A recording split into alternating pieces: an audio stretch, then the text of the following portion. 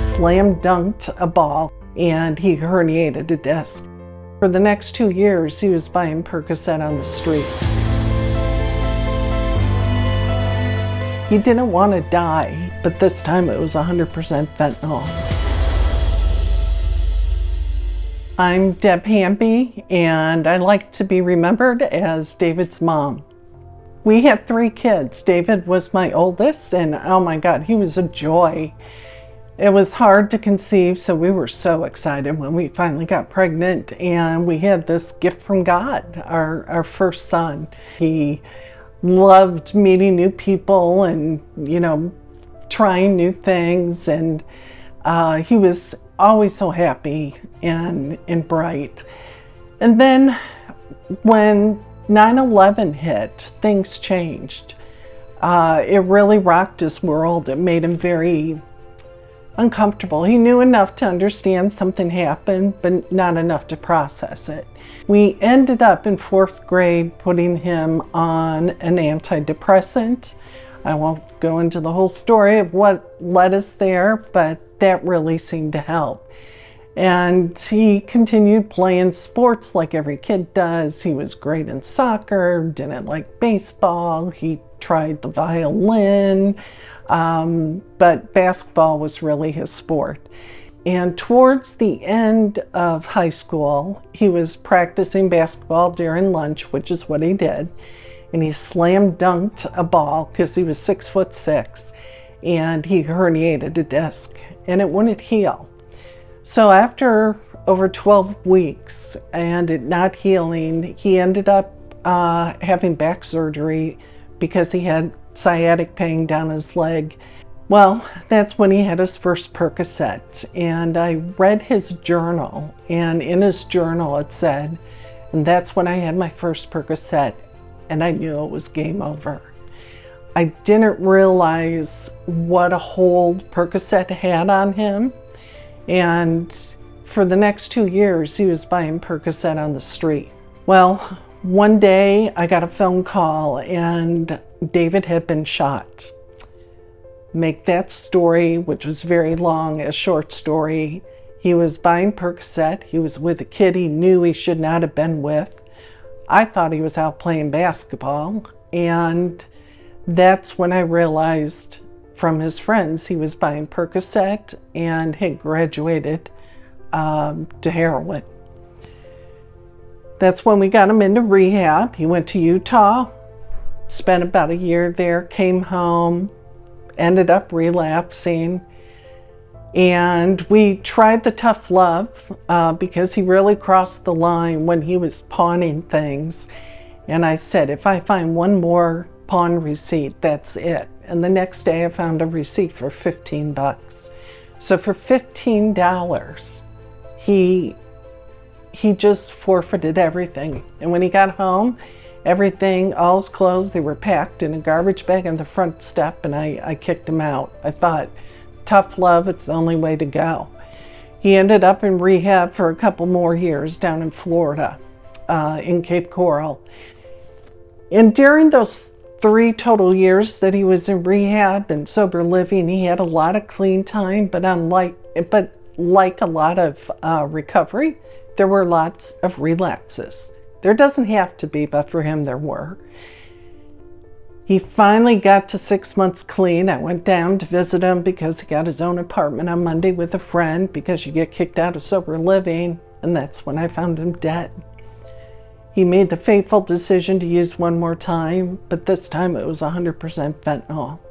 And so he really didn't overdose. He was poisoned.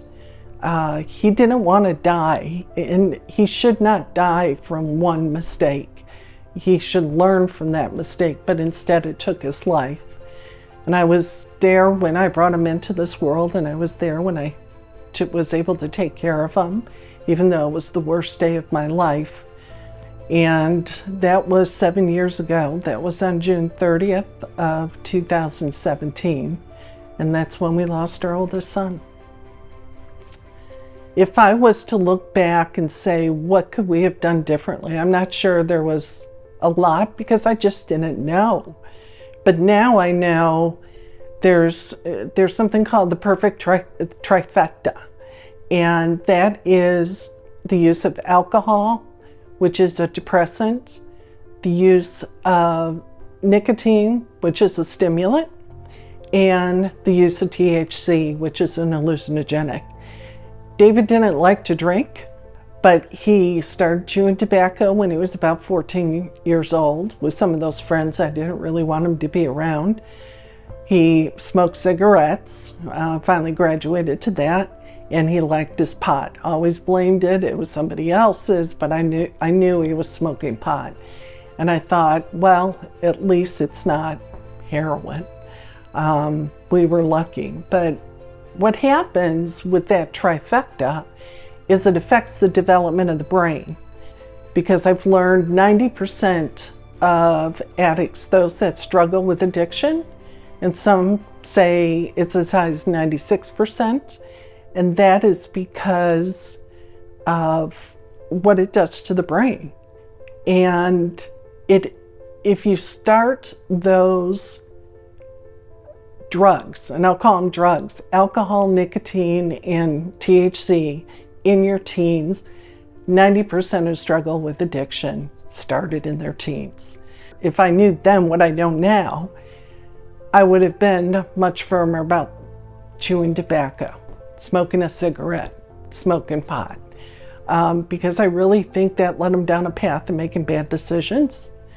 And he wasn't a kid that belonged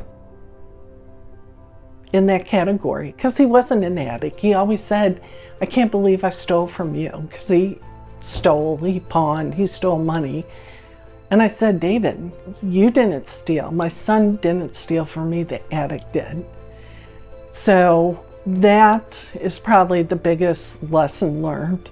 The other thing I would say is addicts and teens that might be watching this need to forgive themselves, because sometimes that self-hatred, he thought he was ugly, he couldn't do anything right, life was too hard. All those feelings, all that self-talk in the head, and the bad decisions they made of stealing or whatever it was, forgive yourself, because you're probably the hardest critic. And if he could have learned to love himself, he might have been able to get through it. So I hope this message finds people that choose a different path. And if you're a parent, talk to your schools to allow the education of kids so they don't make the same decision. It's more than just say no to drugs. It's constant education in elementary and middle school and high school. And we're losing a generation. We have 120,000 people a year that are dying from drugs, and that's 306 a day. When my son died, it was 120 a day. That's like a plane falling from the sky every single day. Now it's a jumbo jet, and it's just getting worse. We've got to get our government to stop letting this into our country. So that's the law enforcement part of the pyramid. We have to have rehab and recovery for our addicts so they get better. And we need to educate our youth. That is the most important thing we can do today as a country to save this generation that's dying. And learn about it.